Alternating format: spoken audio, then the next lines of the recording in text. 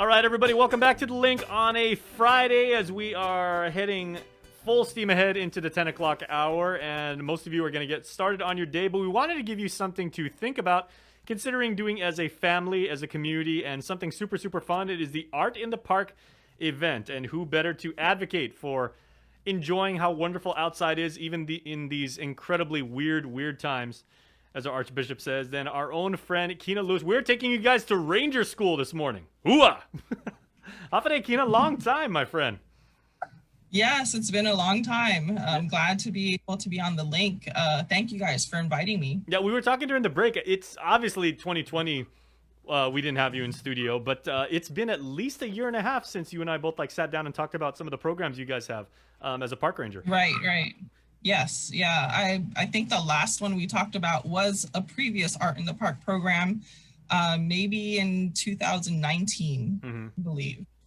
Okay, Yeah. and I'm gonna say, because I think already in the year and change that we've done this show, our YouTube channel says I think we've done over 1,600 interviews. I want to go ahead and say that your virtual background is undoubtedly top 3. That is premium stuff. Oh yeah, it's a beautiful photo. I mean, every year during Memorial Day at Aston Beach, we have these opportunities to have these beautiful backgrounds to take these amazing photos at the park. And it's coming up in May. We're happy that we're able to offer this again. We weren't able to do it last year, but this year we're able to put out our flag display again. And please just be on the lookout in our social media for volunteer events to help us put out the 3,050 flags to celebrate and commemorate Memorial Day here on the island. Okay, is it just the park rangers who plant the flags, Kina, or is it like if people, it may be former veterans or survivors of people who paid the ultimate sacrifice, or people who just say, I just want to plant the flag because it would mean so much to me to participate. Can the community at large take part in that? Right. No, the community for sure can take a part in it. We're going to have it a little bit more controlled than we've had it in the past years. We're actually going to be doing it every weekend in the month of May, just preparing things for the actual planting on that Saturday, the last day of May, to be prepared ahead of time for that. So just look out in our social media. We're still kind of developing the plans on how we're going to do that, but it'll be groups of volunteers from the general public who'd like to participate. So our social media will have all that information, and anybody can come out and help us. All right, and on social media, they just look up National Park Service Guam.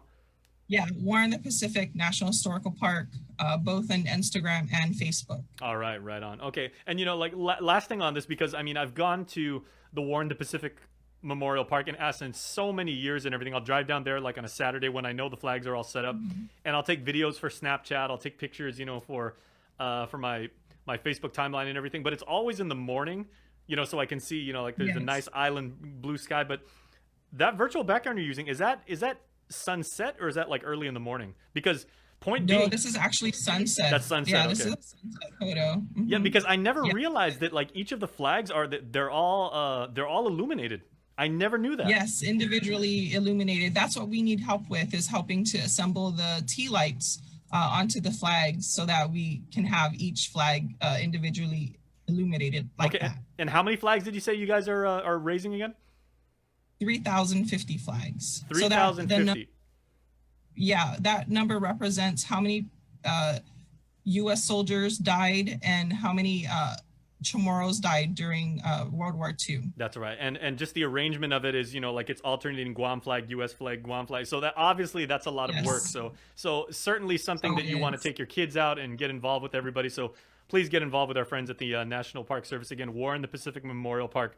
Look them up on Facebook, Instagram, and get involved with it. It's so awesome. But for the more immediate future, Kino, the reason we brought you on is because this Art in the Park event, we've got the photo montage of the pictures you sent us. My friend Joser is going to bring that up, but tell us a little bit about that park and what's the motivation behind it. So this is an offshoot of our Art in the Park program. We're calling it Art at the Refuge because we're actually collaborating with U.S. Fish and Wildlife, Guam National Wildlife Refuge in Retidian, The painting session is actually going to take place in Retidian, which we're really excited about because it's just such a beautiful background to get inspiration and just be in the outdoors and enjoying, your artistic creativity. So it's a collaboration with these our two agencies, and so we call it Art at the Refuge. Okay. It's going to be a guided painting session featuring our artist in residence, Fawn Mendiola. And yeah, it's just going to be a really fun day to, be out in the outdoors and get that fresh air, get that nice inspiration from the outdoors and also from our artists to help us paint a scene that's going to feature Guam's native plants and animals. Okay, now I know probably the number one question, I'm sure you get this all the time when you openly advocate for this event, is some people are like, I'm a little bit bashful. I might be a little bit on the Mamalau side because, like I'm not Picasso, all right? Like I can't paint a straight line and everything, and I'm certainly in that group and everything. Do I have to have like serious art chops if I would like to participate? No experience. No experience is necessary. That's why the art is there. She's going to help us, guide us step by step, in how to create this work of art. All right. Yeah, it's. I've done them, a couple of them in the past, and like I said, I have no artistic skills, and I'm like, wow, I actually painted a scene, a picture. So yeah, you don't need any experience at all. Yeah, very cool. And the pictures that we're actually showing of it shows, people from all different walks of life, all different age ranges, and they just look so happy getting out there and actually realizing that there is that creative bug inside of all of us. And with Vaughn's guidance and everything like that, we can definitely unlock that. Plus you're outside, you got the island breeze, the sunshine, you're going to make new friends, and you're going to be socially distant and do the right thing. Yes, definitely. We're going to maintain all the public health protocols to ensure that everybody's safe during the event. Okay, and now I guess the other question you probably get a lot is, even if I'm not artistically inclined, do I have to bring art supplies, and what kind? Yeah, very good question. No, all of the art supplies will be supplied by us, and everything is free. You don't have to pay for anything. You'll even be able to take home your end project, your art creation home, and be able to display it at your house. But all the paints, brushes, canvases will be provided by us. Wonderful. Okay. And now for people that kind of are concerned, because again, we want families and groups and perhaps church groups or student organizations to come and do this together, but at the same time we still greatly respect the fact that we're not out of the clear yet with coronavirus. We got to do our part to make sure that the infection does not spread. So how are you managing this as far as keeping people a safe distance, without saying like, okay, and now I'm, the instructors are going to yell halfway across the field?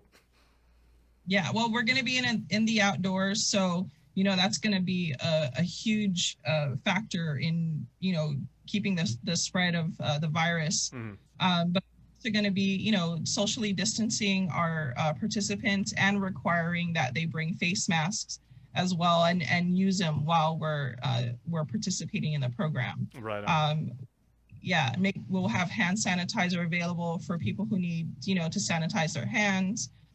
So yeah, it's going to be a safe program. We've gone through public health protocols and making sure that even the tables, how we set them up, that there's 6 feet distancing at least from each participant.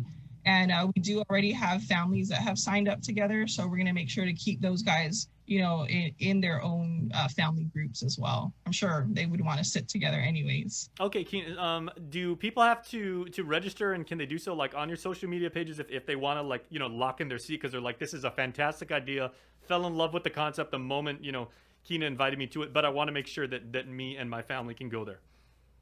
Right. So there is a pre-registration just so that we limit the number of participants. And now just to kind of filter it and only have it where I'm only getting the registration, you can email me at kina_lewis@nps.gov, and I can send you a registration form. And then if you email that back to me, then you will secure yourself a spot. That easy. Email, which everybody has. I mean, not, Yes. shockingly, not everybody in the world is on Instagram. I know that's unbelievable, and not everybody has a Facebook account, or many people have deleted those over the years. But everybody has an email address. So Kina_Lewis, LEWIS at Yes. nps.gov. People, please make sure to go out and do this. Fun for the entire family. Certainly a way that you can enjoy nature, and who better than Kina to actually encourage you Right. to do that, because I mean it is your life's work, and I guess that segues me to my next question is, um, how has the National Park Service been over the last year? I mean, obviously it's a lot less cleanup, but at the same time you can't do as many community events as you're used to. So I mean, that's got to be heartbreaking for you on some level, because you are such a champion of inviting the community to come out and take advantage of these wonderful resources we have. Yes, we're so excited that we're able to interact with the community again, because that's our job. We're interacting every day with visitors, with people in our community, and yeah, being on the lockdown was really hard for all of us. We're happy to announce though that the T. Stone Newman Visitor Center in Sumai, next to Infusion, before the front gate of the Navy base, our visitor center is open with museum exhibits and our bookstore. So we're open on Tuesday, Thursday, and Saturdays from 9 o'clock a.m. to 4 o'clock p.m. That It's is still limited, fantastic news. but yeah, we're so happy to be open. We're so happy to be able to offer our programs again. Like I said, we're definitely following public health protocols for all of our visitors and all of our programs. But yeah, please come down and visit us. We miss our community. We miss interacting with everybody. We're really going to have a lot of stuff coming up in the future. On Saturday, we're actually having our first education program called Reef Ranger Pescador. On the 24th, we're actually having two events, the Art at the Refuge and then also Junior Ranger Day.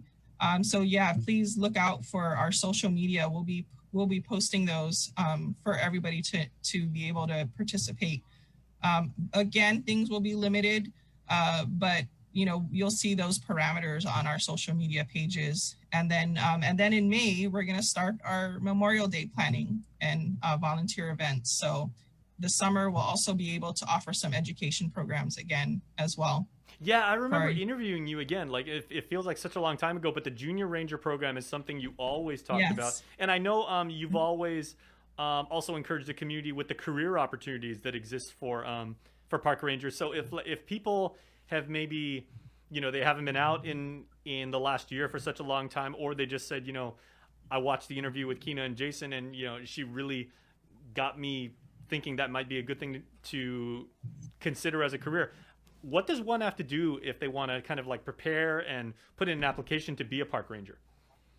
yeah. Well, it's a little bit limited on Guam because we're a small park, but I mean, there's lots of opportunities. There's over 400 national parks in the United States and its territories. But you know, getting a good background in history, a good background in education is also a good field to get into.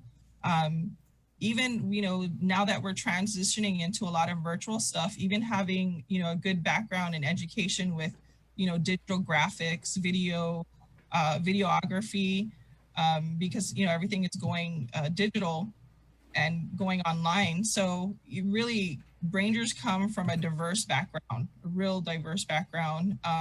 It's just if you're passionate enough to be able to want to work with a community, work in the outdoors, in preservation and conservation, even science backgrounds, those are all very, very helpful. Just narrow it down to do one degree or one educational course to be a ranger, because it's just so diverse. And Right. And again, yeah. congratulations on the T. Stell Newman Center down in Sumai opening up again, because that's such a wonderful education resource for for Mhm. young people, for people of all ages. Now that I think about it, and every time I Right. go down there, I always do three things, Kina. I always go around and make sure to put on the headphones and like listen to the audio exhibits, and then I go outside and I take a selfie right next to one of the submarines, and then I go back inside to the Yes, the bookstore, submarine. and then I buy like a stuffed toy turtle for the little ones. Right. Right. Yeah. I want to mention that Retidian is also open, the Retidian Refuge. They're open every day. Their hours are 7:30 to 4 p.m. They're usually only closed if there's bad weather, a high surf advisory. But yeah, definitely make sure to check out all your public lands, the National Wildlife Refuge, and also our park sites. So our parks are always available for our community, and we really want people to come and be able to enjoy their public lands. All right, and of course, as you have educated us so many times over the years, and just seeing you and having you now on our new show is just proves the fact that having these wonderful natural resources, it's a privilege, not a right. And so what we have to do is we have this opportunity to go back and visit the parks. Let's make sure that we do the right thing as patrons, and let's not spread the disease, but let's also enjoy Mother Nature. So Kina, thank